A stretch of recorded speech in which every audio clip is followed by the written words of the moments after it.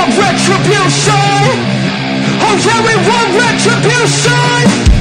Oh yeah, we want retribution. Yeah, we ran out of patience. Boil up with the cold hard hatred. I can feel the vibration. Beat in the streets, it's a new sensation. I wanna break faces on the pavement. I wanna make greatness look complacent. Adrenaline awakened, I can taste it. We can make an impact, grab it and taste it.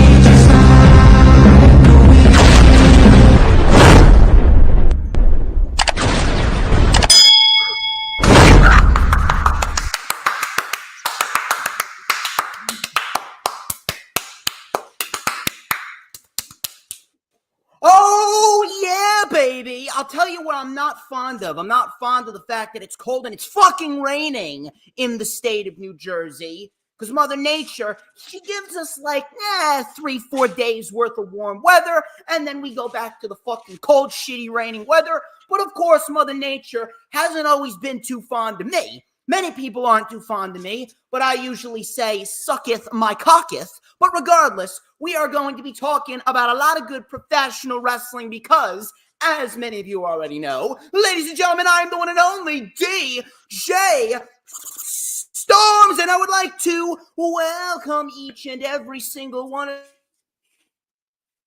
of you back here to a very special Audizione Thursday stream, because we turning up on a Thursday, and you better believe that that is indeed a thing. As, of course, many of you already know who exactly I am, and if you don't know, well, please allow me to elaborate. They call me Mr. Controversy and the operator of the Best Damn X, formerly known as Twitter, handle no.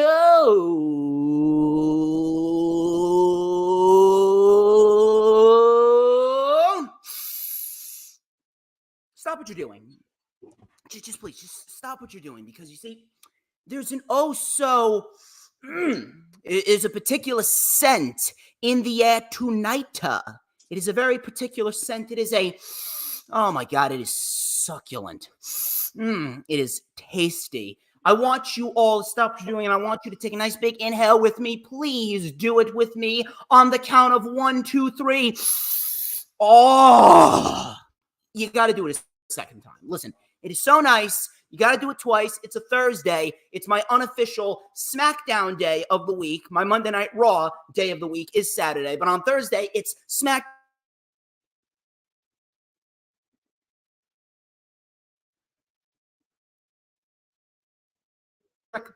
Hit that hat trick, baby. You did it once. You did it twice. You got to do it a third time. Please hit that hat trick with me. Hit that hat trick with me, and I want you to go.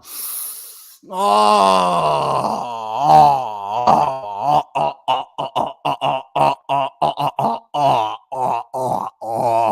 shit. Now, do you smell that? I think many of you already know what that is. And do not try and tell me that you don't. It is the smell of pure motherfucking excellence. You already know that I'm the operator of the Best Damn X, formerly known as Twitter handle known to mankind, and this is the official rundown for AEW's newest pay-per-view, AEW Dynasty, which of course is streaming live on all local cable pay-per-view providers this Sunday, starting at 7 p.m. Eastern Time. Of course, the 0 hour will be starting at 7 p.m. Eastern Time. Main show starting at 8 p.m. Eastern Time. And as you can see, I am not alone. Back with me, once again, she is the newest content creator in the IWC. She recently just started up the Princess Skywalker Lowdown show, in which I was a guest on Tuesday. We turned up on a Tuesday. Now we turn it up on a Thursday. Please help me welcome back to the channel once again, Miss Jessica Rene, a.k.a. Princess Skywalker, the originator and the leader of the Princess Skywalker Nation. How you doing tonight? Hello, hello. Thanks for having me back. You smell that scent? Oh, Lord, you're going to make me say it, aren't you? Say it. I know you want to. Excellent. Oh, yeah. I knew it. It's only because it's your show. That's the only reason you're getting it out of me tonight. Let me tell you something. You're going to be acknowledging me a hell of a lot more than that. But I'll tell you this. We have a lot to talk about. But before we get into what we're going to get into, where can everybody find you on social media? So you can find me on X at Jess Skywalker 10 or under Princess Skywalker. Please go like, follow, and sub to my show, Princess Skywalker Lowdown on YouTube. It is just starting out. We're about 4 episodes in, but going good so far. I think that it's going to become a very, very, very nice hotspot for people who love to talk professional wrestling on Tuesdays. Take it from me, people. Take it from me. She's got a nice thing going on for herself. Now, as for me, you can follow me on X and Instagram at HistoryMakerDJS. One more time, that is at HistoryMakerDJS, both on X and Instagram. You can also add me on my personal Facebook. For collaborations and business inquiries, please send me an email. My email is, of course, stormstakeover@gmail.com. Like the official DJ Storms business page, which we are live on right now. And I may just send you an invite to join the official DJ Storms posse group on Facebook. And we got a dog. Is that Tank? It is. You know he's got to make his appearances. He's got to have his camera time. He needs his dose. He needs his dose of DJ Shizzle Dizzle. I mean, everyone needs their dose of DJ Shizzle Dizzle. It is a known fact, literally. It is a known fact that I make people's lives better. That's just how it goes. Listen, I don't make the rules. Yes, I do. And in addition to that, you also need to make sure that you go and check me out on Rumble. We're live on Rumble right now. We are also live on my X account. And if you're watching, you got to hit the like button no matter where you're watching it from, and share the stream out on all platforms of social media, whether it be X, Instagram, Facebook, Pinterest, Tumblr, Snapchat, TikTok, whatever social media platforms that you may be using, because you get a dose of me, you get a dose of the tiny tattooed lady with the pink pom-poms on her head. It is a phenomenal, and I mean a phenomenal time, and I knew that I was going to get her to smile. I just have that effect on people. In addition to that, please make sure you hit the subscribe button on my channel, and then go hit subscribe button on her channel as well. She's on the road to 100 subscribers. I am on the road to 2,500 subscribers. So please make sure you give us both the love, hit the subscribe button, and make sure you hit the super chats. If you're watching on YouTube, send in the super chats. I know that Hoolagrim, he's already become a full-blown posse member. He is a channel member. He joined the DJ Storms Posse introduction group of the channel members. If you guys would love exclusive content and custom emojis and plenty of other great things, plenty of extra perks, if you will, please go and subscribe to the channel and join the channel memberships. And when you hit the subscribe button on my channel and her channel, you got to hit that notifications bell with a huge coup de grace, because that way you are going to know whenever I pop up on YouTube and whenever she pops up on YouTube. Because let's be honest here, whenever we pop up on YouTube, it is the absolute best time to be on YouTube. Now, we already know that with her, you'll get the pink pom-poms on her head, and we'll get plenty of fresh new guests on her show every week. But I'll tell you what you'll get with me. You'll get to see this little cyber chin strap combination and this beautiful, this oh so glorious mustache right here. Hold on a minute. It's in here somewhere. I just gotta find it. Hold on. I'm searching. It's in here somewhere. Oh yeah, here we go. Look at it. Look at how glorious it is. This beautifully crafted, magical fucking comb. It is just so goddamn amazing. You can't help but stare. And I gotta, hold on. Oh my God, I gotta blow on it. It is hot. It is sizzling. And we're gonna let it up right here on the channel, baby. We're gonna let it up right here on the channel on the rundown with a little and a dash of oh my God, and a whole lot of because like hot, fresh baked chicken right out of the oven with a side of rice or Rene, I am just so good. Oh my God. It is incomparable energy, and it is a known fact that everyone wants a piece of the Stormsmeister. Look at this mini fro going as well. I mean, come on. How can you not? How can you not just drool all over this? Anyway, we're getting a little ahead of ourselves here. Lord have mercy. Come on. You know that whenever this pops up on YouTube, you could just feel the energy pulsing through your veins. But anyway, we're going to get down into business here. We have a lot to discuss. AEW's got a new pay-per-view. It's called Dynasty. They announced this back during Revolution, back on March 3rd. The build has kind of been a bit of a mixed bag. Throughout the month of March, we actually saw some really good shows from AEW, but the last 2 weeks, minus last night's show, the last 2 weeks have been lacking a certain amount of energy. It's been lacking a certain amount of focus, if you will. It's been lacking a bit of a sense of urgency. That there wasn't as much drive, if you will. There wasn't much drive and there wasn't much energy. There wasn't much of a build towards Dynasty on the April 3rd or the April 10th episodes of AEW Dynamite. But I wanted to get your stance on this before we get into the specifics here. What have you made of the overall build to the show? To me, it's kind of been a mixed bag. You know, I'd have to say I agree with you on that, and I hate having to agree with you, but I do agree with you on that. It's been here and there. Some weeks have been great. Other weeks have been like, what are we doing? But it's been up and down, definitely up and down promotion and up and down build to Dynasty for sure. Now, the one thing that I've talked about is the fact that Tony Khan was kind of slipping into a bit of a trap. He was slipping into a bit of a trap where he already fleshed out the show, right? He fleshed out the pay-per-view, and it almost seemed like he didn't even need to put any effort into the show because, hey, the show's already fleshed out. It looks like a great card. And that's what I don't like, because that right there, that is laziness. That is complacency. That is the one thing that I've always been against when you're booking a professional wrestling show. But I will say this. He clearly listened and he saw that, hey, the last 2 weeks of AEW Dynamite have not been very good. So he gave us a Dynamite last night with some substance. And I'm glad that we got some substance last night. But we got ourselves a loaded fucking card. The buy-in was actually fleshed out. The buy-in was fleshed out today.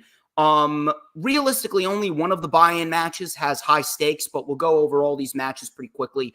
Trent Beretta and Matt Sydal, that was pretty much made because when Matt Sydal came out to help Orange Cassidy last night after he was being beaten down by Shane Taylor Promotions, Trent Beretta just fucking threw a chair right at Matt Sydal's face, and it fucking bounced off of his forehead. Pretty fucking nasty, if I may add to that assessment as well. Really fucking nasty shit. It's really nothing more than a way to get these two on the show in some way, shape, or form. Trent Beretta is easily going to win this. You want to know what the problem I have is? The problem is with this Trent Beretta Orange Cassidy program, we haven't gotten an explanation as to why Trent even turned on Orange Cassidy. Now, he got great heat last night. But I mean, where is the reasoning behind why he attacked Orange Cassidy and turned heel on him to begin with? If you guys remember, last year, I know a lot of people want to forget this. Trust me. I know a lot of people want to forget this shit. But Brock Lesnar and Cody Rhodes, they feuded for 4 fucking months, and we did not get one single hint or iota of an explanation from Brock Lesnar as to why he attacked Cody Rhodes to begin with. We can't let the Orange Cassidy Trent Beretta program become the same thing. We need an explanation, and we need an explanation quick. But I'm going to go with Trent to win this. What do you have to say regarding this feud, and what do you have to say regarding this match? I'm definitely going with Trent to win. Just because of what's been going on with him lately. I don't think they're going to let him lose. It's an interesting turn. Definitely didn't expect it, didn't see it. Definitely looking forward to the explanation in some sort of build to it. I understand they're kind of dragging it out a little bit, but in a case like this, when you got Trent and Orange Cassidy, who have pretty much been together since pretty much the debut year, like I'm not even bullshitting you, they've been together since like the debut year of AEW, and we're not even getting an explanation, and it's been, what, like 2.5 weeks? It's been 2.5 weeks since the turn, and we got nothing. Like that's a fucking problem. I'm sorry, but that is a problem. Yeah, absolutely. You'd think that the week after it happened, we would have gotten some sort of explanation from Trent about what happened. But there's nothing. And then they set up this weird match with him and Seidel rather than just building further to a match between him and Orange Cassidy, which obviously is coming down the line and is probably going to be a Double or Nothing. But you would think there would be some sort of explanation for sure. But yeah, we're Trent Beretta across the board here. Speaking of Orange Cassidy, he's going to be in action on the 0 Hour. He is tag teaming with Katsuyori Shibata to take on Lee Moriarty and Shane Taylor of Shane Taylor Promotions. I mean, this pretty simple match came about on Wednesday because Orange Cassidy said that the only real friend that he still has left is Shibata, and he was attacked by Shane Taylor Promotions after he beat Shane Taylor last night. Again, nothing more than a typical 0 Hour match, really a petty program, a petty match that was set up legitimately 24 hours ago, and that's pretty much it. I mean, Cassidy and Shibata, they're going to have to win because Cassidy, he's not going to be losing, especially not after he lost the international title. And realistically, when he has the match with Trent, Trent's going to have to beat Orange Cassidy because Orange Cassidy at this rate, he's already a made man. So I got Shibata and Orange Cassidy taking this. Ball's in your court. That's what I have too, is Shibata and Orange Cassidy. The only way I see them not winning is if Trent gets involved somehow and causes them to lose. And that's the only way I could see him winning is if somehow Trent gets involved and causes them to lose. I mean, yeah, they could do that. It's kind of odd because I don't really know what they're doing with Shane Taylor Promotions. I don't know if they really want to push them. I don't know if they are just using them as an enhancement faction. It's kind of 50-50 with Shane Taylor Promotion. Kind of 50-50 with them. Now, I think they're great. I love Shane Taylor. I think Shane Taylor is very good. Lee Moriarty, he's a very, very, very good up-and-coming talent, and I'd love to see where he's going to be in the next couple years. But again, it just seems as though they don't really know what they want to do with Shane Taylor Promotion, so they just kind of feel there. Yeah, they just kind of appeared. Yeah, I mean, they've been on Ring of Honor. I've been watching Ring of Honor, but they haven't really given us a true motive for Shane Taylor Promotions, other than the fact that, you know, Shane Taylor's a badass and he's assembling a team full of, you know, badasses in a sense. You got a young technical wrestler, you got a former boxer turned wrestler. It is what it is there. But we're going to move on to the match that realistically is going to main event the 0 Hour. I don't understand why it wouldn't main event the 0 Hour. It is Bullet Club Gold, this being Jay White and the Guns. They are taking on the Acclaimed and Daddy Ass, a.k.a. Billy Gunn. This is for the Ring of Honor World 6-Man Tag Team Championships and the AEW World Trios Championships. Now, I said that this match should have happened at Supercard of Honor, and I'm going to stick by that. It should have happened at Supercard of Honor to make Supercard feel more important than it was. But they didn't. And they just used that as kind of another show to build towards this match at Dynasty. But I will say this. Now, it should have happened at Supercard, but I will say this. One of my biggest gripes with AEW is the way that they handle their pre-shows. I don't give a shit if it's the main event or the pre-show. You should strive to make everything, and I mean everything on the show, feel as important as it could possibly be. And when it comes to 0 hours, Tony Khan just kind of throws a bunch of random matches on the 0 Hour as preliminary shit. I don't like that.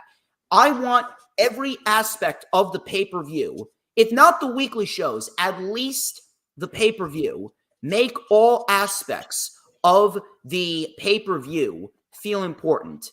And I'm glad that he put this match on the buy-in because this gives the buy-in a level of importance. And it's a great use of the buy-in and the Trios Championships on both brands. So I'm happy that they did this. Now, no excuses. Bullet Club Gold needs to win. Bullet Club Gold needs to win. The Acclaimed, after what happened back in November when they were taken off of television, when they were put through glass, they haven't been working with the Trios. They lost momentum. Yeah, that's pretty much it. They lost momentum. 100% correct. Took the words right out of them. They lost momentum, and it just kind of fell off the tracks. The Acclaimed were a train that pretty much fell off the tracks, and it's just not working right now. It's not working, and they really should have taken the titles off of them sooner rather than later. But who the fuck am I anyway? But yeah, this is no brainer right here. Bullet Club Gold wins. Bullet Club Gold and the Acclaimed. Bang bang scissor. He don't give a shit. He don't give a shit. No, he doesn't. For the show. That's why his name's Tank. He just tanks through whatever he wants. At least we're getting some quality entertainment over here. You got Tank with some quality entertainment, and then you got the lady with the pom-poms. But the trios title match on the buy-in, the whole bang bang scissor gang shit, it just wasn't working. It wasn't working. The personalities did not mesh together. And realistically speaking, this match, if we're going to be honest here, forget about Supercard, forget about Dynasty. This match realistically should have taken place at Revolution just so we could have gotten this shit out of the way, because Jay White right now, he's coming out of a world title feud with MJF, and he's coming out of a not a world title Continental Classic, but the Continental Classic for the Continental Crown. He's coming out of that as well. So realistically speaking, you may as well make him a double champion now, because he's not going to factor into any singles championship plans. All those plans are occupied. So White and the Guns, clearly they are the right winners. I do believe that we could see a surprise here. I'm going to go on record and I'm going to say that Juice Robinson is going to make his return. And I do believe that Juice Robinson is going to help Bullet Club Gold become double champions. Yeah, I've got them winning also. It just makes more sense for them to win. Like I said, the Bullet Acclaim just kind of lost their steam a little bit. They're not as hot as they were previously. So I definitely could see Bullet Club Gold taking it. Juice Robinson, to be perfectly honest, I forgot about him. So until you mentioned him and brought him back up. So yeah, it would be interesting to see if he does come back. So the pay-per-view. Here's a question now.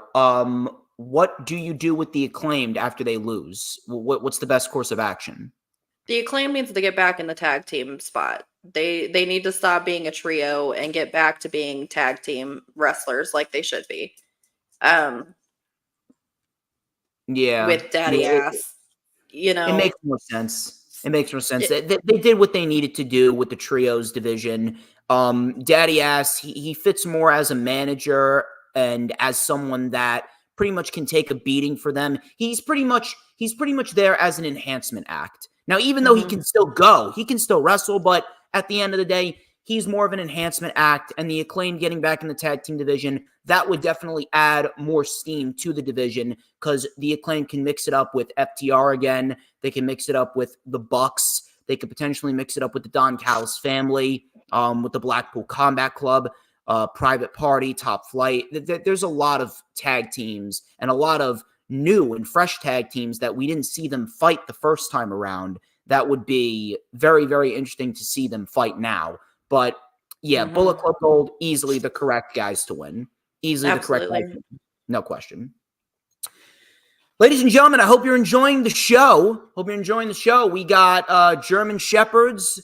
We got sunglasses. We got a little bit of technical issues here and there, but then again, technology fucking sucks. We got sideburn chin strap combos. We got little tattooed Oompa Loompas. We got plenty of good shit. Plenty of good shit happening on tonight's show. Please be sure to hit the like button. We got See, 11 people watching. it makes more sense now. Makes more sense now. There you go. You're welcome, people. In addition to that, please make sure that you're hitting the like button. You're sharing the stream out on all platforms, social media. 10 people watching so far. Nice crowd for a Thursday. I'm very, very happy that you all decided to jump on in. And please make sure you hit those super chats, hit those super stickers, and hit those super thanks. Now let's move on to the main show right here. Now we're getting into the real meat and potatoes. Pac and Kazuchika Okada for the AEW Continental Crown Championship. I would not mind if this match kicks off the show. I would not mind if this kicks off the show whatsoever. Now, here's a question for you. Do you think it's a little bit disrespectful to Eddie Kingston that they pretty much took the title off of him because Pac and Okada is the bigger match? Or is it fine because Eddie Kingston's already involved in a big match himself? But is he though?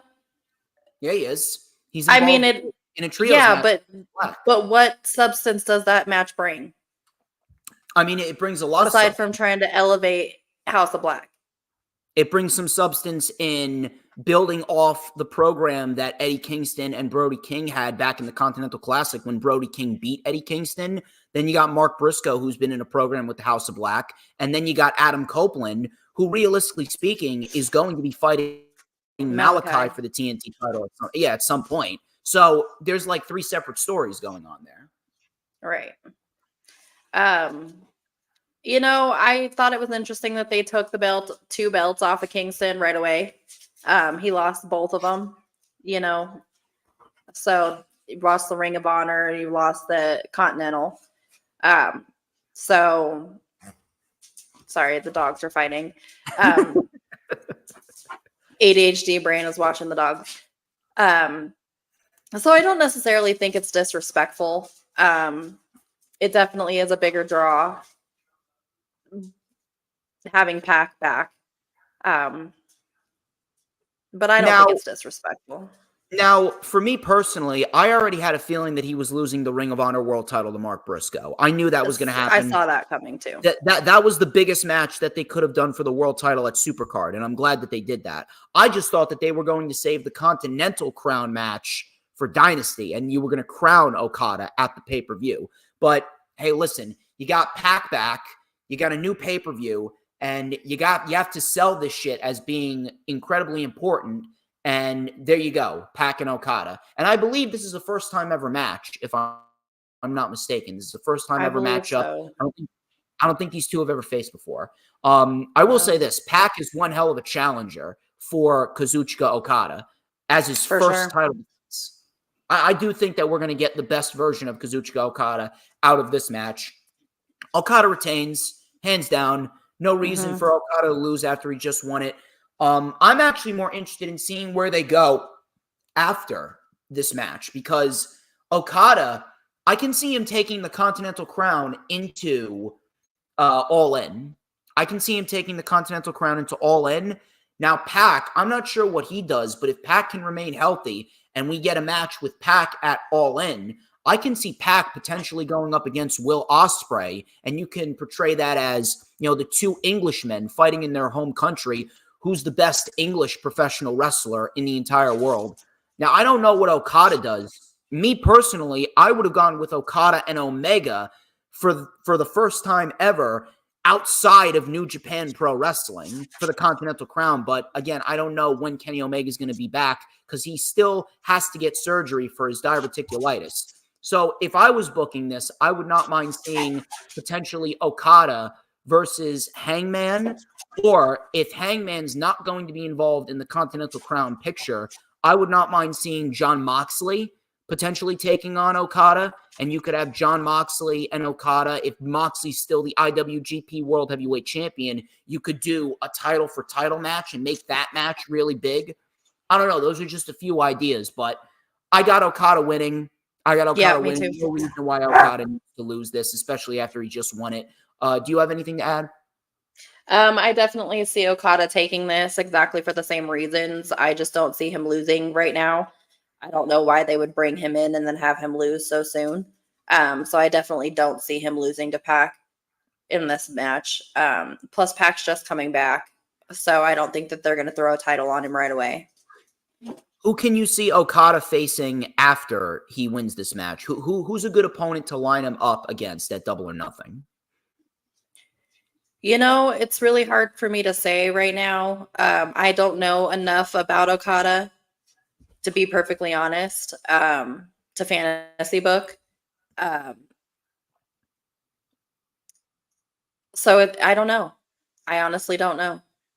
What would you say if you put now this is me going based off of what we saw last night. What about Okada and Daniel Garcia? You know, and that thought came to mind just because of the match the other night with Young Bucks and everybody in that match. It was Pac, Penta, and Garcia. Pac, Penta, and Garcia. Yeah, he filled in for. Sorry, I was Phoenix. looking up for my notes and I was on the wrong page. He filled in for Phoenix. Yes. So I could see that. And I did think about that after once I was saying it, just because of the match last night. I could see them potentially trying to elevate Garcia and get him on that next level. I don't see him winning or beating Okada, but having a package with him would definitely elevate him to that next level. Just because of Okada's status. You know who I wouldn't mind seeing against Okada if they really want to get creative? I would not mind if they bring Sammy Guevara back and maybe have him go after Okada. I think Sammy Guevara could bring a really, really, really good match out of Okada if they give him the opportunity to. I'm just trying to think of some good baby faces to put him up against, because right now you have a lot of baby faces that are kind of preoccupied right now. It feels like everyone has been preoccupied.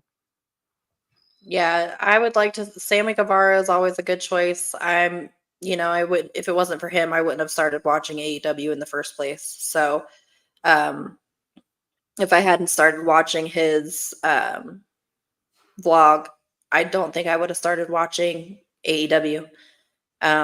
So I'm always a big advocate for Sammy Guevara, even though I know he's very hated. I would definitely like to see him come back and be in a title picture of some sort. He definitely deserves to be. Yes. I know a lot of people don't agree with that, but they can't look past shit that he did when he was 19 years old. And I don't know why people are still so hung up on him and getting engaged to Pam in the ring and then marrying Tayanara anyway. I don't know why people are still so up in arms about that. People fucking break up. Like, it's not that big of a deal. People are losers, pretty much. People are losers. It's like, get a life. Why does it affect you? It is what it is. Adam Carl says if Adam Cole isn't back in time for All In, you think MJF versus Okada? I would not mind that. I mean, that's a big time match. Now for me personally, I don't know if they would necessarily do MJF versus Okada, because realistically, MJF, he's got two people to go after if Adam Cole's not back. Samoa Joe and Adam Cole. Yeah, no. If Adam Cole's not back, Samoa Joe is one of them, but the other one, realistically, could be Swerve Strickland, because he's going to be the world champion. Agreed. So if anything, MJF versus Swerve Strickland, if Adam Cole is not back, that could be the best main event that you could do. I just want MJF back. He should be coming back. It all depends on how much his labrum is healed. Let's move on to a new match. Here. Let's talk about Adam Copeland, Mark Briscoe, and Eddie Kingston versus the House of Black. This is actually a match that I did not have penciled in for Dynasty. I was not expecting this match to be a thing, but I'm not necessarily mad about it. Initially, you could make the argument that the TNT title should be defended at Dynasty. However, I'm not really that mad about it, because this is a match that's going to lead to an even bigger match. It's pretty much a match to get these 6 guys on the show in a high priority role. It's going to be a great match. All 3 guys on the babyface team have history with the House of Black. And in addition to that, it gives the House of Black a win on pay-per-view, which is needed, by the way. That is definitely needed. House of Black gets a win on pay-per-view, and then at the next pay-per-view, Double or Nothing, we get a bigger match with Adam Copeland and Malachi Black for the first time ever with the TNT title on the line. So that right there, that's not something that I can necessarily shit on. I don't necessarily have a problem with that in the long term. So I think that this is a solid match. And if you want to kick off the show with this match, I wouldn't mind it. House of Black wins. House of Black should easily win. No way in hell do the babyfaces need this. The babyfaces have already been hot. House of Black need a big win on pay-per-view. I'm not sure how they do it. I don't think that Malachi should pin Adam Copeland. I think that they need to continue building up Malachi through legit wins. He's already 2-0 this year in singles competition. He's 2-0. So keep the wins going. Just keep it going. So what I can see happening, I can probably see maybe a Buddy Matthews. Maybe he pins Mark Briscoe. And maybe we get a Ring of Honor world title match between those two down the line. And maybe with Malachi continuing to get wins, then we build towards Malachi and Copeland at Double or Nothing. But I see the House of Black winning this.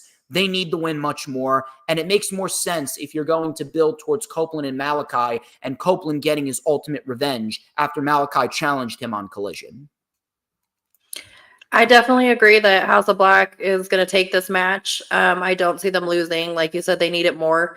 I do see Malachi taking the pin. I just don't know who he's going to pin. I did think about originally him pinning Copeland and that setting it up for their feud.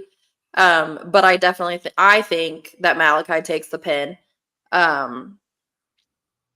But I don't see them losing this match. I definitely don't. Until you brought it up, I didn't really think about how it's going to branch off into different storylines eventually, and it'll become something different down the line. So I'm actually surprised that we did not see Mark Briscoe fight the House of Black in some more singles matches. We only got Briscoe versus Brody, and that was a great match. But I mean, I would have loved to have seen Briscoe versus Buddy or Briscoe versus Black at some point. I mean, holy shit. I mean, those are fucking bangers any day of the week. So I'm shocked that they didn't do that match. I'm really shocked they didn't do those matches. But I think I can see Eddie and Brody. They can branch off. They can do their thing because Eddie's got a bone to pick with Brody. I would love to personally see Briscoe versus Buddy. I think they would fucking tear the house down. And then you got the two main guys, Malachi and Copeland. Yeah. I'm looking forward to the Malachi and Copeland feud. I like both those guys, so it'll be interesting to see how that plays out. I don't see Malachi winning it, though. I definitely see Copeland winning the feud. Now, where does Copeland go going into the summer months after this program's over? Now, I can personally see him fighting Takeshita at All In, and Takeshita wins the TNT title. That would be a perfect transition of credibility from Copeland to Takeshita, and that would make Takeshita. It would. That's an interesting match. I don't think I've ever thought about it before. I mean, Takeshita's he's like in contention for Wrestler of the Year thus far. He's been putting on fucking bangers this year. You got Darby, the match with Darby, the match with Will Ospreay, the match with Rocky Romero, the match with Jericho. Takeshita's been fucking killing it. Definitely. My favorite match was definitely the one with Ospreay. Oh, clear as day. That's match of the year so far. That's easily match. That match was fucking phenomenal. Great. That made me stop thinking that Takeshita was boring. He was never boring. Hey, all it took was the bruv to bring it out of him. I love Will Ospreay. He's fucking amazing. I wish I would have known more about him prior to him coming to AEW. And those few times that I've seen him, but I've never really branched out too much. I mean, neither do I. I consider it a privilege when I'm able to watch New Japan, and I'm glad that I tuned into Windy City Riot last Friday. That was a damn good show. Let's stick with the House of Black, actually. Julia Hart and Willow Nightingale for the TBS Championship. Now, after what happened last night, it got me thinking if we could potentially see Willow lose this match because of the injury angle. And if that's the case, you know what? You don't necessarily have to do Willow versus Mercedes at Double or Nothing. If you want to, what you can do... Now, first off, Mercedes should not be fighting her first match for a championship. I mean, that's fucking ridiculous. You need to stay true to the rankings. That shit really pissed me off. That shit got under my skin. But if you're going to give Mercedes the TBS championship, what good would it do to have Willow win it only to lose it right to Mercedes? So if you're going to play up this injury angle with Willow Nightingale, right? You're going to play up this injury angle. Why not have Chris Statlander be revealed as the woman that attacked Willow Nightingale, right? And then you could have Mercedes do her own thing. You could have Mercedes do her own thing, and you could have the storyline of, oh, who attacked Mercedes? Was it one of the members of the House of Black? Was it Julia? Was it Sky Blue? Maybe you could have a complete 180 swerve. Maybe after Mercedes wins the TBS championship, Julia could retain here. Mercedes wins the TBS title, and Britt Baker shows up, and she reveals that she was the one that attacked Mercedes in the backstage area during that interview. And Britt Baker versus Mercedes could be a feud that you build towards at All In, and you can get a big-time matchup for the TBS championship, Britt Baker versus Mercedes Moné.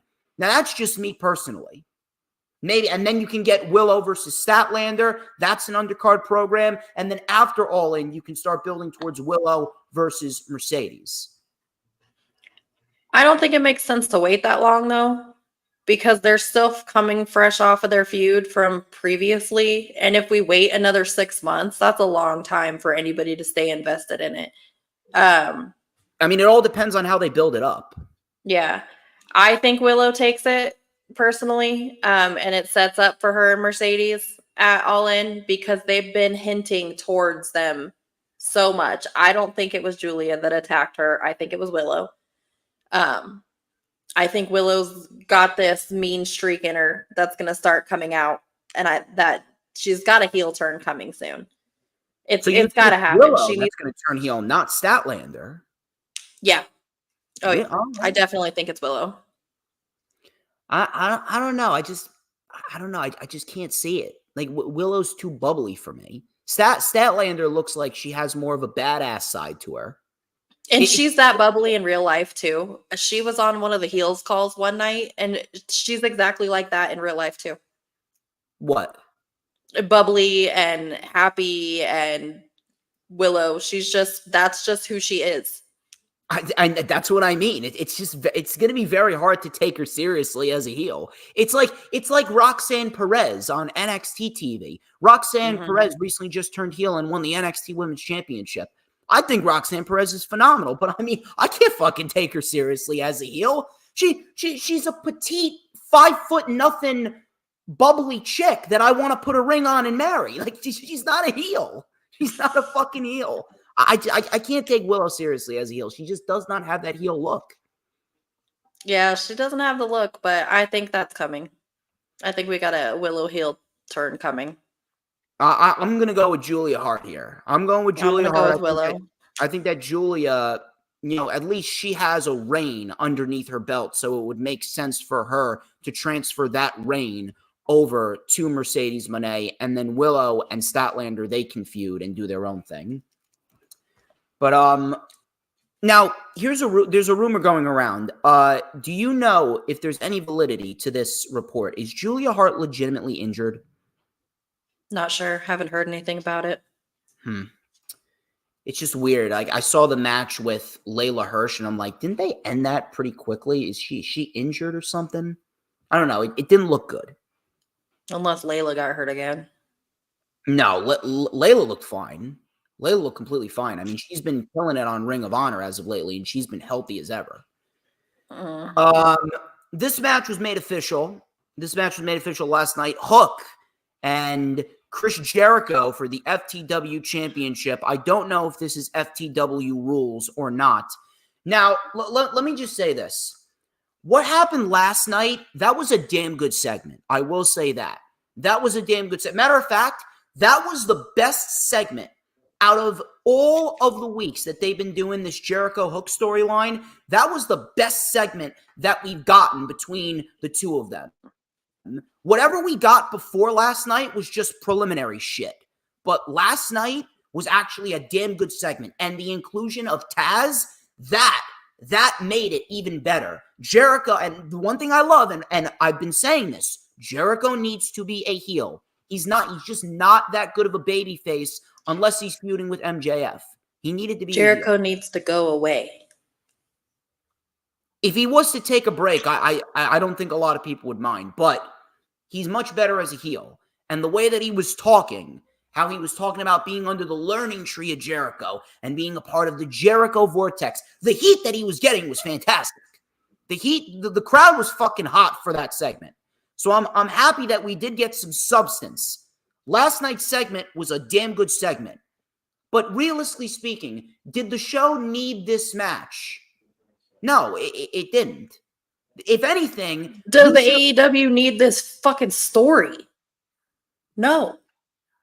Well, you know why they're doing it, right? It's because Hook is not going anywhere right now. This is the best that they could do for Hook because, again, all of the main title pictures are preoccupied.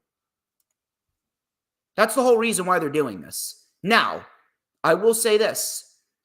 Outside of that good segment, the fact that Jericho, he's starting to act like a fucking prick again, that's what's going to make him come off a lot better on TV. When you look at Jericho, you see a heel. When you look at Jericho, you see a fucking prick. But if you're asking me, you already got Powerhouse Hobbs and Jon Moxley next week on Dynamite. You could have easily booked this match next week on Dynamite in an FTW rules match. And you could have gotten a nice Dynamite match in front of Jericho had to get himself on the card. I don't think that this is necessarily a Jericho thing. I think that this was a Tony Khan thing, and Tony Khan, he does not know. Like, he's a little 50-50 with his shows. Sometimes he puts just the right amount of matches on the show, and then other times he just oversaturates the show to a point where we do not need certain matches on the show. And if there was one match that we do not need, it's the Jericho versus Hook match. It's not necessary. It's just not necessary, period. This whole storyline's just dumb. Throw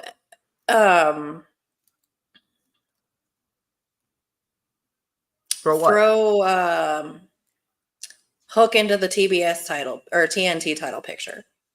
Throw him in there. I mean, he's ultimately going to lose. Do you want to give him another loss after he lost to Samoa Joe? Not necessarily, but have him be who takes it off of Copeland. Well, that's not going to be for a while because you need to give these title reigns some fucking time. That's why I said, like, it's not a bad program. It's not a bad undercard program. It's just not pay-per-view worthy. It's not. Just not pay-per-view worthy. This should have been on next week's Dynamite. Absolutely. It's just taking up time that could be put into making other matches longer. Now, at the end of the day, this is just going to be like a middle-of-the-show match. Clearly, this is not going to be anything of note. And if you're asking me, the biggest thing that's going to happen in this match, Jericho's going to go full-blown heel. Like, he was already acting like a heel. He was already acting like a prick, but I think that he is going to go full-blown heel here. Hook's going to beat him, and then Jericho's going to attack Hook afterwards. And then we're going to be off to the races towards a legit Jericho heel run. No more babyface shit. He doesn't work as a babyface, and that's pretty much it. Although I do believe that Jericho does need to take a bit of a break, not because he's not good, but because, again, I've stated this numerous amounts of times, and I'm going to continue to state it until people get it through their heads. The whole issue behind Jericho fatigue is the fact that he feels like he's done everything there is to do. There's legitimately nothing in professional wrestling, not even just AEW, nothing in pro wrestling that Jericho hasn't done. So ultimately, he's just there. He just exists. He's not helping or hurting the show. He's just kind of there. He just feels like another entity on the show that realistically doesn't even need to be on the show. So if Jericho would go away for a little bit, like Seth Rollins has taken a break on WWE TV, maybe it would open up the door for more people to get some more opportunities and open up the door for people to miss Jericho a little bit more. That's the whole issue. He just doesn't feel important. He hasn't done anything important since he was Ring of Honor World Champion, and that was a great fucking run, by the way. When Jericho was Ring of Honor World Champion, that was some good shit. When he was fighting Claudio and Tomohiro Ishii and Bryan Danielson, it was good shit. But ever since then, he's just felt blah. He just felt blah. I'm over it. I'm over Jericho. He can go away or take a break, and I would not miss him at all. I would say Hook wins this, right? Oh, absolutely. Now, do we see a full-blown Jericho heel turn now, or are we going to see Jericho potentially recruit another faction? Because he did trademark, the learning tree of Jericho and the Jericho Vortex. Is this going to be a singles run, or is he going to recruit a new faction? Singles run. Singles run, yeah. I think that, we need to move past the Jericho factions. Yeah, no more factions. No more Kiss Jericho ass associations. Look, I will say this. It got Daniel Garcia over with a fucking dance, so. It did. I mean, it definitely did wonder. It was good for what it was. It did its purpose. It elevated the guys that it needed to elevate, but enough. Oh, by the way, speaking of former Jericho Appreciation Society members, Angelo Parker and his girlfriend Ruby Soho. By the way, I legit realized this. It's not just a fucking storyline. They are legit a real life couple. I found this shit out 2 days ago. 2 days ago. And for those of you wondering how, it's because I do not stalk wrestlers in my free time. I don't know what the fuck's going on in their personal lives. Whatever the fuck's going on in their personal lives is not my business. I care about what's going on TV. But yes, I actually saw them together at the last show that I went to, like 6 blocks away from the arena before the show. I saw them together back then. So when they started doing the storyline, I was like, oh, okay. And that makes more sense then. Yeah, I thought it was just a fucking storyline, but congratulations to Angelo Parker and Ruby Soho. Ruby Soho announced this past Wednesday on the Rampage taping that she is pregnant. The more you know. I didn't even know that they were a real life couple, but hey, there you go. So congratulations to them. Angelo Parker, he's going to be Cool Hand Ange, the dad. How about that? Good for them. Congratulations. We're going to have baby Soho. Let's move on to a new match. Roderick Strong versus Kyle O'Reilly, AEW International Championship. One of my supporters on Facebook, my old 5th grade teacher, Mr. James Punaseca, thank you very much for watching. He says that you are doing a great job, and he says that Jess gives the best, most informed, insightful commentary of all your guests. How about that? I love it. Thank you. Now she's not distracted watching TV or vaping. Great job. I think that's a shot at Hoolagrim. Like listen, I'm having Hoolagrim on my show next Monday, so be nice to Hoolagrim. He's one of my day one A1s, okay? I've got him planned for a show. I've got him on the schedule for one of my shows. You'll enjoy him. Hoolagrim's a cool guy. But Roderick Strong and Kyle O'Reilly, here's what I will say regarding this. I'll tell you what I hate. I hate the fact that this is Roderick Strong's first title defense. Like that's fucking ridiculous. That's fucking stupid. I understand where they were going, building towards Okada and Pac, but the problem is that Roderick Strong has been the international champion for 7 weeks, and we've been getting nothing but eliminator matches. You want to know what the problem is? They did not build up anyone else to fight Roderick Strong, minus Kyle O'Reilly, after Roderick Strong beat Orange Cassidy. It's the same shit that they did with Cody Rhodes after Cody Rhodes beat Roman Reigns, and now Cody Rhodes is fighting AJ Styles, and AJ Styles, well, realistically, the match isn't official yet, but I'm assuming AJ is going to beat LA Knight tomorrow, right? LA Knight's going to lose, and AJ's going to fight Cody at Backlash. I have no problem with AJ Styles, but I mean, has he looked credible at all within the last year? Or at least the last 2 years? No. They didn't build him up. Cody Rhodes feels like he's on an island unto himself. They didn't build up any credible challengers for Cody Rhodes, so now they're inserting AJ Styles in there. It's the same thing here. They haven't built up any credible challengers for Roderick Strong outside of Kyle O'Reilly. So now you got Roderick Strong and Kyle O'Reilly. Now, I will say this. I think the match is going to be great. They got history. It does make sense. They're building up a program where Kyle O'Reilly pretty much wanted to do it on his own. And Roderick Strong, he's like, you could do it on your own. Just don't go for my championship. So Roderick Strong kind of struck first. He struck first. He took out O'Reilly before O'Reilly could take out him. However, I just really do not like the fact that they did not give Roderick Strong anything to work with up until almost 2 months. 2 months into his international title reign. 7 weeks, going on 8 weeks, and this is the only amount of substance that you gave Roderick Strong? That's not something that I can get behind. That right there is just downright lazy. Now, here's what I will say. I do believe that Kyle O'Reilly is going to join the Undisputed Kingdom soon. I don't know when, I don't know how, but I do believe that O'Reilly will join the Undisputed Kingdom in some way, shape, or form.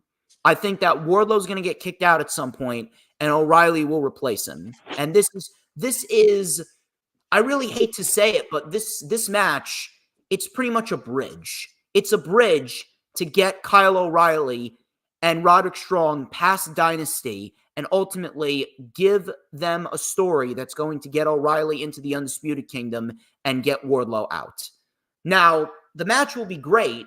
I just don't like the fact that it's nothing more than a bridge. But I'm going to predict Roderick Strong retains. No reason for Roderick Strong to lose it. Roderick Strong should be holding that title all the way towards the end of the summer. But, all right, little tattooed lady, the floor is yours. I want you to give me your expertise analysis as Tank continues to try and steal the show. Yeah, and my kids too. Give me just a second. I'm momming at the moment. Only on my channel, people. Only on my channel. Now, I am not super invested in anything that Roderick Strong does. He just doesn't interest me personally. So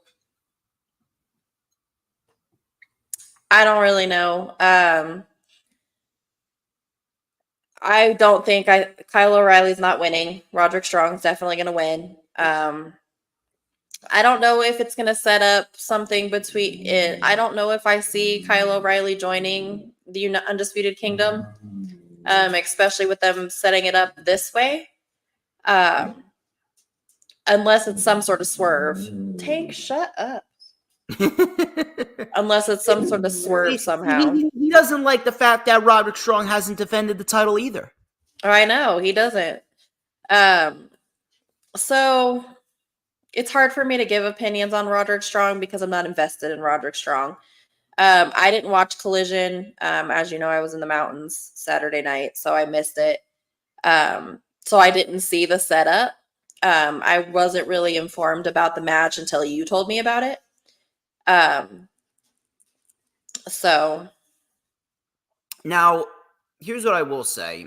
It's an unfortunate set of circumstances, but without MJF, like the Undisputed Kingdom, they don't have a sense of direction. They don't.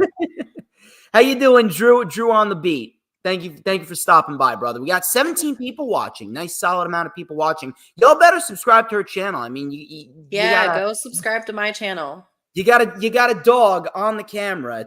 You'll only see that on her channel. You're not gonna see this on my channel. Only when I'm on. You'll always see Tank on my show. He's always got to get his little 2 cents in. But go follow it, Princess Skywalker Lowdown. But Yeah, regarding the Undisputed Kingdom, it's just a damn shame that Adam Cole and MJF are both injured because Right. if they weren't, the whole Undisputed Kingdom and that storyline would really be one of the highlights of AEW as we speak. Yeah. And the problem with Roderick Strong is, like I said, they really haven't built anyone else for him to bounce his heel heat off of. Now, I do have a plan for Roderick Strong. I would personally put him against Daniel Garcia at All In and give Daniel Garcia a big moment at All In, having him take the international title off of Roderick Strong. That would definitely be a big-time moment, and it would make a new star. I could see that. Now, I do hope that they give Roderick Strong a little bit more to work with after Dynasty, because the guy's a great fucking wrestler. The guy can fucking wrestle his ass off, and he can make you believe. I'm telling you, the guy can make you fucking believe.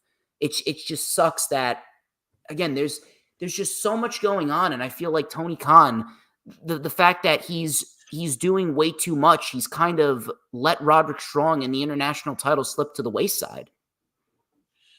It's just because, honestly, I think it's because the Undisputed Kingdom makes no fucking sense without MJF.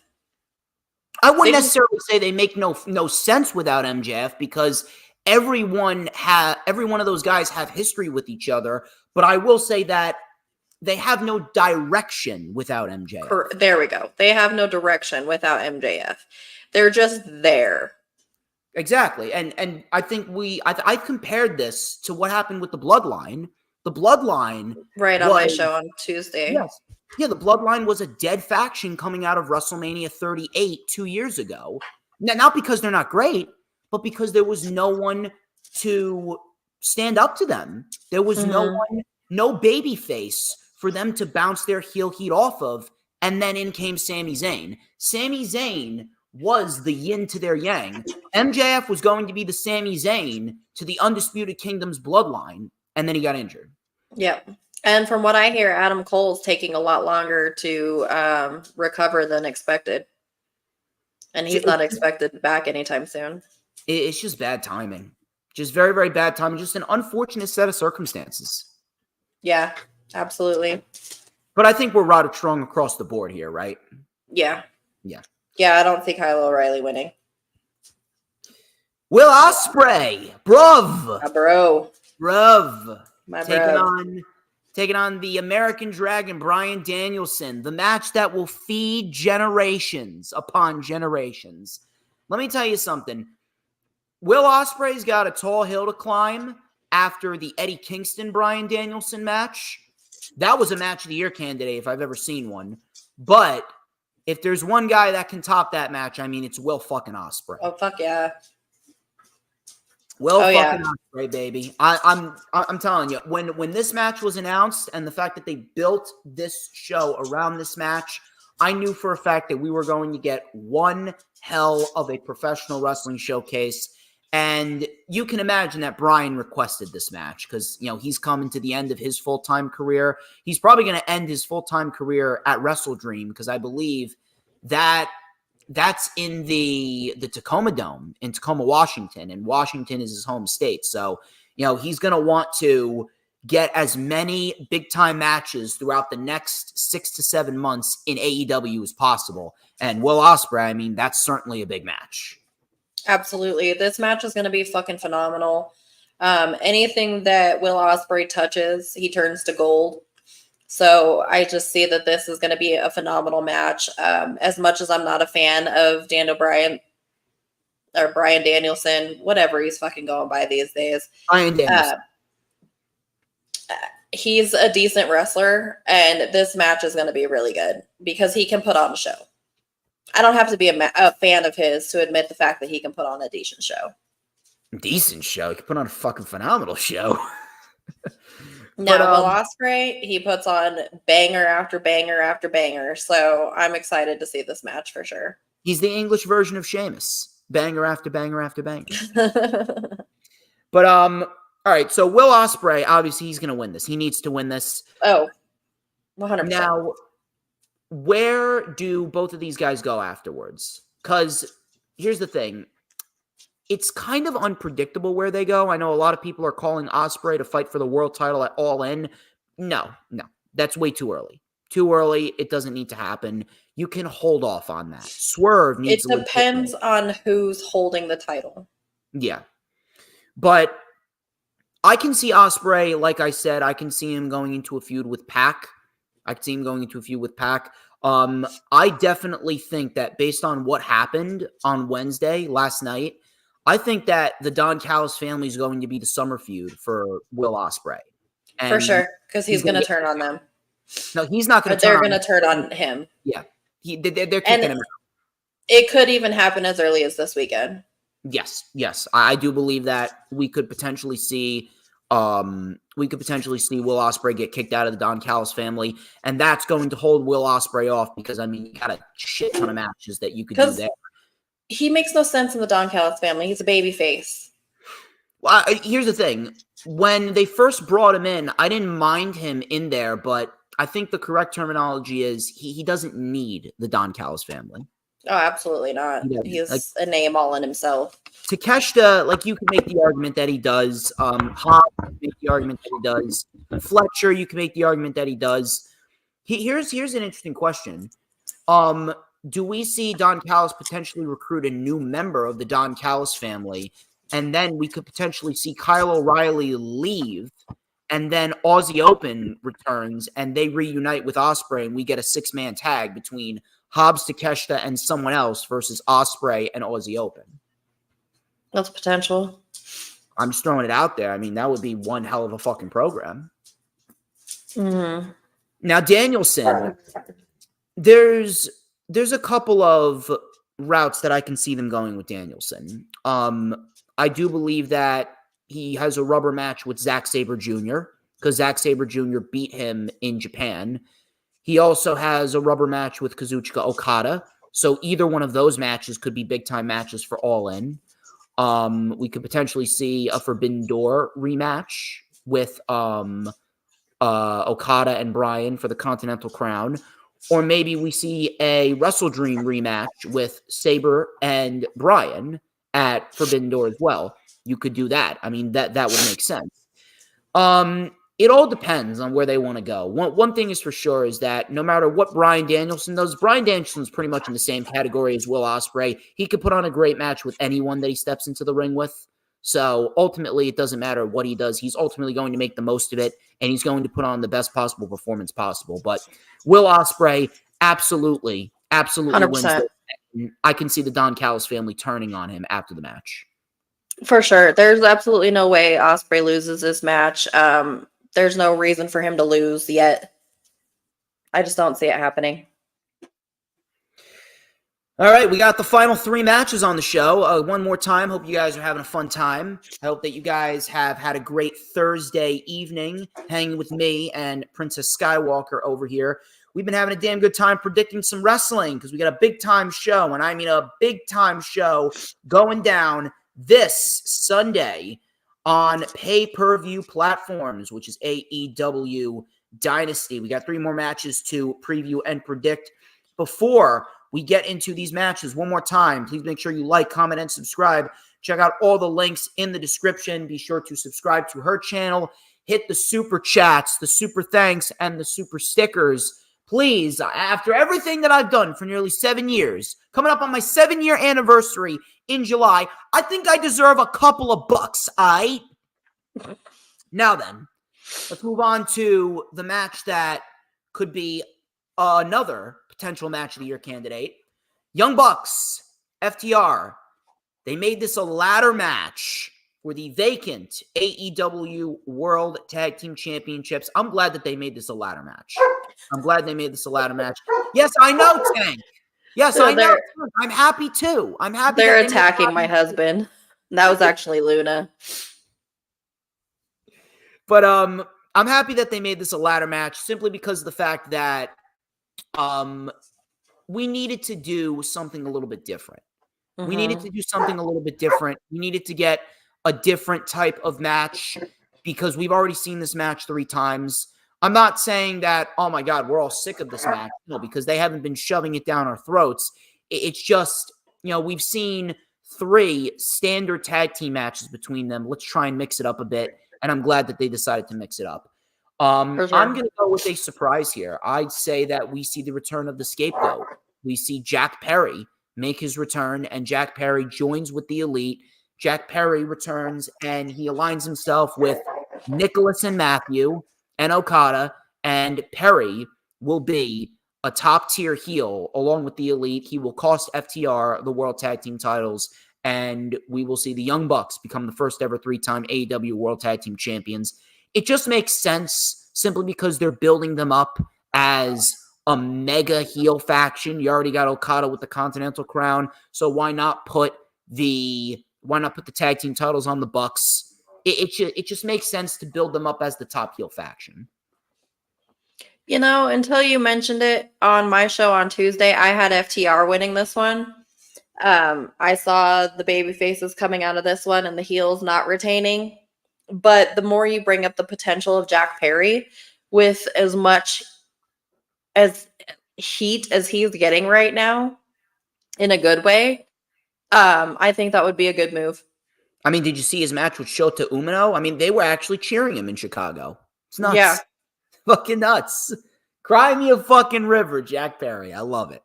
Please, Phil, cry me a fucking river. Fucking Phil. Is that like your new catchphrase right now? Hashtag fucking Phil. Yeah, fucking Phil. Some good shit right there. But yeah, I can absolutely see the Young Bucks winning this. It just makes sense to have Jack Perry come back and cost the Young Bucks. I mean, the fucking heat would be absolutely unbelievable. It would just put the Bucks over as bigger heels. It would just resonate so fucking well. That's the shit that I'm looking forward to for sure. Now, what can you see happening with both of these teams afterwards? Like, who do you see the Young Bucks fighting? Because right now, they haven't really built up many tag teams unless they want to give like a new, fresh tag team, maybe like a Top Flight an opportunity at an All-In. They could do something like that. Although I've been hearing from a little birdie that the Motor City Machine Guns, that being Chris Sabin and Alex Shelley, they are on their way to AEW. That could be a big-time matchup at All In. Yeah. Throwing it out there. Now, FTR, you know, initially I kind of thought that MJF and Adam Cole would have been back by now. Looks like that's not the case because I had him penciled in for a Blood and Guts match. I mean, we could still get that. Maybe we could still get a Blood and Guts match. We could potentially see Hangman come back. We could potentially see anyone else that has an issue with the Elite. Maybe we see FTR, Pac in there. Maybe we see Eddie Kingston and Hangman in there. Maybe that could be the Blood and Guts match. And then they could fight Okada, the Young Bucks, Jack Perry, and then whoever else they want to put in there. It all depends, but I think the Elite, they could potentially stay as a quartet for now. They could potentially stay as a quartet with the inclusion of Jack Perry, but I don't know. It all depends. It all depends on where they want to go. It all depends on how far ahead that they've written, because as of right now, I can't really predict something straightforward. And you already know me. I got an answer for everything. Right. At least you think you do. I do. I don't think I know. I mean, you fucking doubt me? It's not a prediction. It's a spoiler, right? Yeah. Do you know who I am? The greatest man that ever lived. Trying to question me over here. Let me tell you something. James Punaseca, you may like her, but at the end of the day, never forget who gave her the platform to showcase how good she is. Anyway, I'm getting ahead of myself here. Women's title match. Timeless Toni Storm versus Thunder Rosa. I'd say that this was perhaps the best match that they could have done for Dynasty, and I'm glad that they're tapping into this, especially considering that Thunder Rosa never officially lost the title. The promo that she cut last Saturday on Collision was very, very good. I will say that. The one issue that I have is this match has not gotten enough build. This match doesn't have enough heat behind it. Listen, they did what they could, but let's be honest here. No one genuinely believes that Toni Storm is going to lose the championship. Now, granted, I would not mind if Thunder Rosa wins because Thunder Rosa's fucking great, but Toni Storm's not losing the championship. No reason for her to lose the championship whatsoever. Not yet. Because as we speak, I do believe Jamie Hayter is due back. And if you're going to do a big-time matchup for Toni Storm, if Mercedes is going to be the TBS champion, that opens up the door for Jamie Hayter and Toni Storm, part number 4 at Wembley in Jamie Hayter's home country. And Jamie Hayter is going to win the AEW Women's World Championship. She'll become a 2-time champion. She's going to take it off of Toni Storm. I can see that happening. It just makes sense. I mean, if she's been out for nearly a year, I'm actually shocked that she's been out for this long. Yeah, she's been out for a really long time, but I definitely, if she is back and healthy, I definitely see her in the main event picture at Wembley since she missed it last year. Initially, I thought that they were going forth with Mercedes and Toni in potentially a title for title match, but maybe it's best to keep it separate and give Jamie Hayter her own separate moment. Absolutely. But yeah, I think that if they want to, as far as the match itself goes with Rosa and Storm, this is probably going to be the best match of Toni's run thus far, as the timeless one, if you know what I mean. This is probably going to be Toni's best wrestling match. Like the best match that she's had under the timeless gimmick was probably the match with Riho at World's End, and even then, like that was a pretty forgettable 12-minute match. It wasn't bad, but I mean, if you want to talk about what this title reign's been based off of, it's mainly just been based on her promo ability. Because she's just so outlandish that it fucking works. But I'm going to be quite honest with you. The title reign, if we're going to base it off of in-ring credibility, Toni Storm is great, but she has not really been delivering. I don't want to say it's her fault because, you know, she hasn't really been dealt a good hand. She hasn't really been dealt...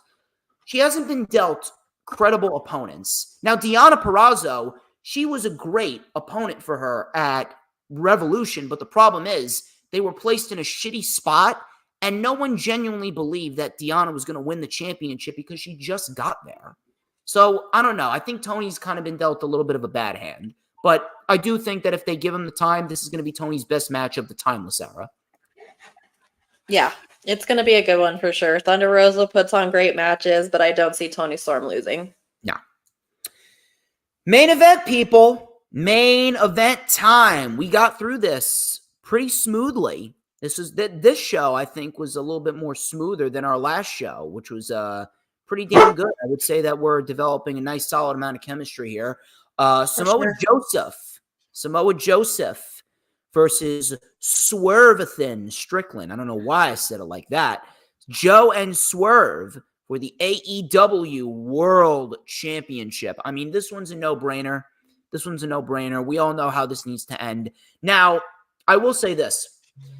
The last couple of weeks of Dynamite, like I said, it's been lacking a sense of urgency. There was energy that was not there. The crowds weren't that good, minus last night's show. And it did not flow as well as it should flow. Tony Khan did not put forth his best hand. But the one thing that's remained consistent, Samoa Joe and Swerve Strickland, they have had a damn good build, especially in the last few weeks. They've been trading some blows back and forth. Yeah, Joe put Swerve through a table. Swerve put him through a table, right? And they've really been going back and forth. They've been trading off some heavy blows. The build towards this match has probably been the best build out of all the matches on the card. And like I said in the beginning, this is a no-brainer. Swerve wins it. There's no better time to do it here. Now, the one concern that I have, and I wanna know if you have the same concern, is it really going to feel as important if Swerve wins it without Hangman Page? Because here's the thing. Swerve, realistically, no matter who it would be against, Swerve needs to win this match. Like, you can't beat around the bush anymore. He has to win. But I don't know. I just can't help but feeling that, you know, Hangman, he had to take a break because of personal issues, which is fine.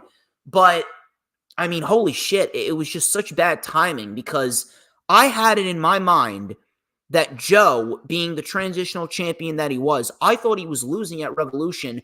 I thought it was going to be Hangman that was going to win the championship. And they were going to give Hangman a title reign going into All In, and they were going to give us Hangman and Swerve Part 4, and that was going to be your main event, and that's when Swerve's going to win the championship, because it would have just felt like a bigger moment and a bigger stage for him. Nowadays, we're looking at this, and Swerve realistically needs to win. However, if they want to, they could still do Hangman versus Swerve. They could still do Hangman versus Swerve at All In, because that's realistically the best story that they could do. But it's just going to be with the championship on Swerve rather than on Hangman. But I don't know. I just felt like it could have been more important, and it would have felt bigger if Hangman won the championship at Revolution, and then he held it to All In, and then Swerve gets his big moment at Wembley. I don't know if you felt the same, but I just wanted to get that out there. Yeah, I don't feel the same. I think it's still going to be just as special. I didn't know Hangman was taking time off due to personal reasons.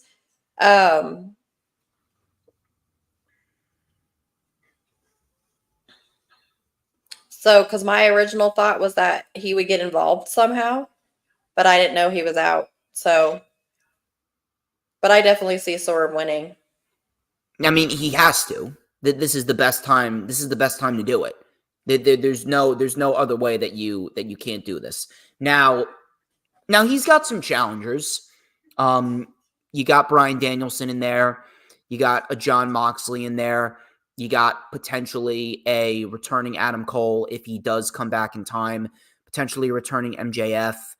Claudio could be inserted in there. Takeshita, if you want to run that one back. Christian Cage, I would personally love to see Christian Cage versus Swerve Strickland, and Christian Cage talking about how Swerve Strickland's a bad father to his kids because his kids don't want to talk to him anymore. I mean, that would be fucking golden.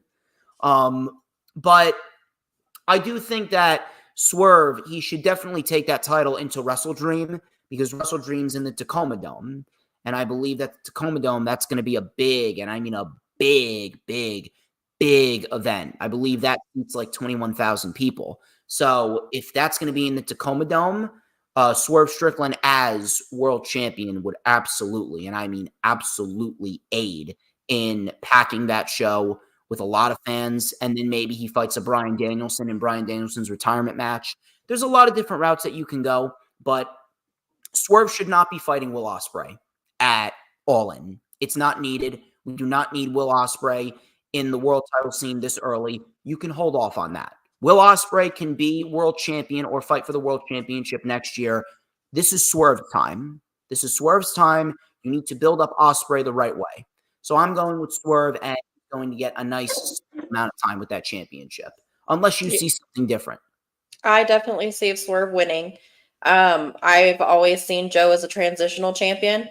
I think the only reason he really became champion was because MJF was injured and they had to pivot.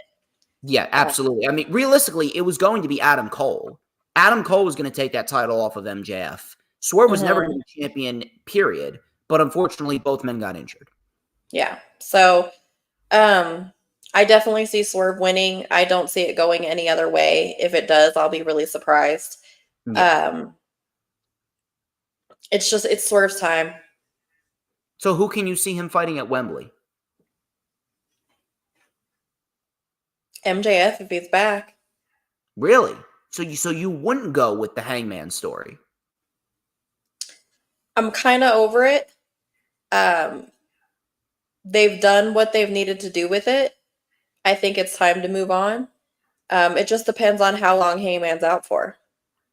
I mean, here's the thing. I just figured that they would do it to end it properly, put a nice bow tie on it, because Hangman, realistically speaking, if he can't beat Swerve for the world championship, like, that's going to send him off the deep end. That's the story with Hangman. And then Swerve, he's already to the top. Yeah. It'll be interesting. It'll be interesting to see how that plays out. Definitely. But looks like that's it, people. That is all that we got for you. I would like to thank each and every single one of you who spent time watching us. A nice solid 16 people watching right now, and we're going to end it at 16 solid people. Good crowd for a Thursday. Very, very happy that you all decided to come out of your way to watch us here on this fine Thursday evening. Miss Jessica Rene, Miss Princess Skywalker, thank you very much for taking the time out of your day to come on my channel. It was a pleasure. A good week worth of collaborations, and I'll be having you back on very, very soon. Absolutely. It's my pleasure to be here. Thank you for coming on my show on Tuesday. Hey, everybody, if you want the post Dynasty show, come see me on Tuesday night on Princess Skywalker Lowdown. It is at 6 p.m. Mountain Standard Time, which is 8 p.m. Eastern Time. We're going to be going over the Dynasty results, and we'll also be going over the rest of the week of wrestling's results as well. My guest on my show this week is actually going to be Marcus. Hey, Marcus. So for those that know him as Wolf King Villain on X. Yeah, it's X, it's not Twitter X, anymore. Twitter, whatever. It's still Twitter to me. But yep, go like, subscribe, all that fun stuff. Princess Skywalker Lowdown, Tuesday nights at 8 p.m. Eastern Time. It's going to be good, baby. It's going to be good. Be sure to subscribe to her channel. She's on the road to 100 subscribers, like I said. Thank you all. Greatly appreciate y'all. Like, comment, subscribe. Check out all the links in the description. She is the Princess Skywalker. I am DJ Storms, and this has been The Rundown. But before we get out of here, there is a very important question that all must answer. Do not shake your head at me, pom-pom lady. This is a very important question that all must answer, because everyone must know who runs the IWC.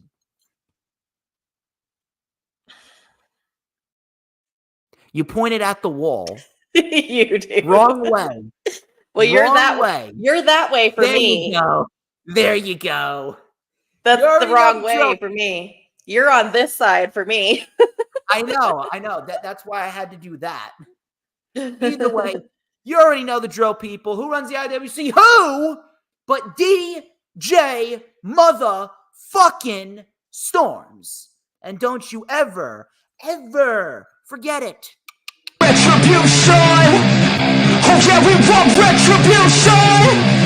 Oh yeah, we want retribution! Oh yeah, we want retribution!